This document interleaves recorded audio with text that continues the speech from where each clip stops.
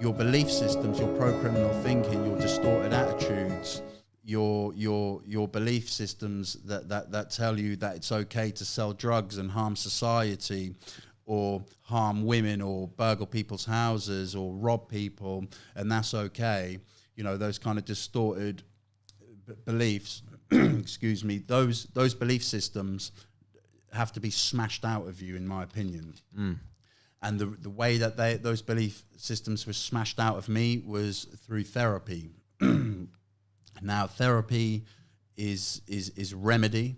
I've seen miracles happen in therapy. I've seen men transformed within the group therapy circle.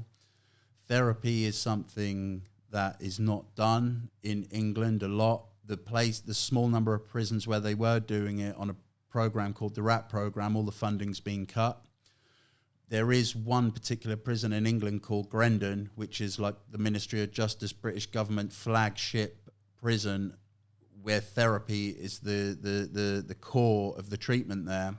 And men convicted of serious crimes like murder will go to Grendon, and they will spend 4 or 5 years there in therapy. And when you look at the recidivism statistics for men who've left Grendon, they're very, very low. Most men who do therapy there go on to lowest secure prisons and are the quietest, most civilized people in the prisons. And then when they're released, probably only as few as 2%, between 2 and 5% reoffend. It's highly effective, but it's highly costly. Is that why the funding's being cut? Is because of the costs, or why is that? Your answer to that question is twofold, in a sense that, yes, the funding's been cut, so therapy is not offered in the prison estate in modern England.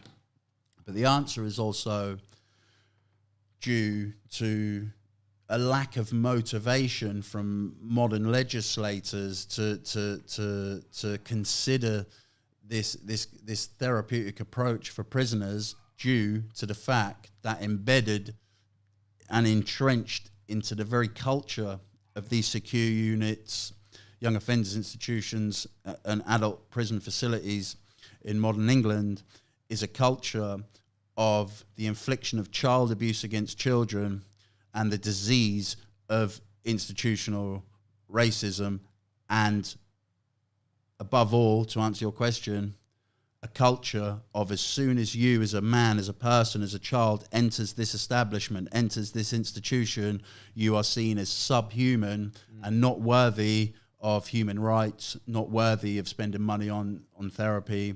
So that's why one of my missions as a criminal justice reformer and as an activist, not just here in England but globally, one of my missions is to educate society, Addy, that when we harm children and men and women in adult facilities, when the state harms them, then we in fact harm society.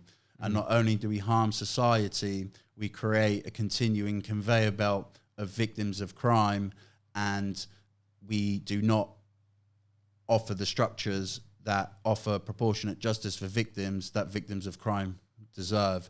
If I harm you, Addy, and I know and understand and accept wholeheartedly that justice means different things to different people, but if I harm you, is proportionate justice to you me being locked up in a cell for 2 years for 23 and a half hours a day, developing personality disorders, self-harming, enduring catastrophic mental health breakdown, and then leaving with a drug habit?